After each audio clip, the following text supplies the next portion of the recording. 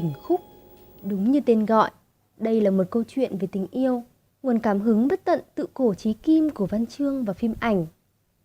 Các bạn hẳn cũng biết, hôn nhân xưa thường không phụ thuộc vào tình yêu.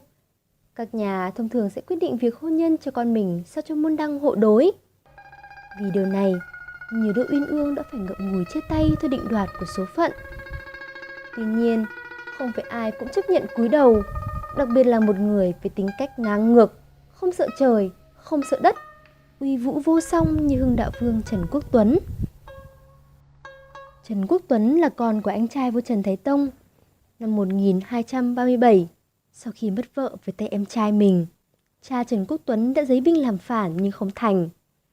Sau thất bại, ông ký thác mọi hy vọng phục thù vào con mình, quyết tâm bồi dưỡng Tuấn một cách toàn diện và nghiêm khắc. Từ nhỏ, Quốc Tuấn đã phải rời xa gia đình, lên Thăng Long làm con nuôi của người cô ruột là trưởng công chúa Thụy Bà và được bà chăm lo như chính con đẻ của mình.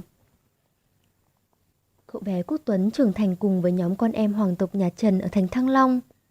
Tuy nhiên, vốn là con của tội thần, lại thông minh, tính tình quyết liệt, Quốc Tuấn quan hệ không tốt lắm với chúng bạn. Trong chuỗi ngày cô độc trưởng thành ở Thăng Long, cô công chúa nhỏ Thiên Thành trở thành một trong số những bạn bè ít ỏi của Quốc Tuấn.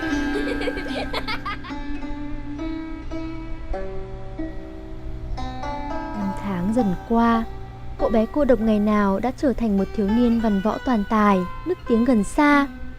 Và cô công chúa nhỏ bé giờ đây cũng đã là một thiếu nữ thướt tha yêu kiều. Tình cảm thanh mai trúc mã của họ dần chấm nở thành tình yêu tuổi đầu đời, trong sáng, tươi đẹp.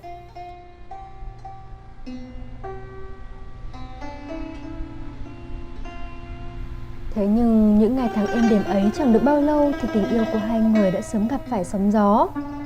Vua Trần Thái Tông đã hứa gả công chúa Thiên Thành cho con trai một vị vương. Đôi bạn trẻ trải qua những ngày u ám nhất cuộc đời. Dường như họ không còn con đường nào khác ngoại trừ chấp nhận số phận.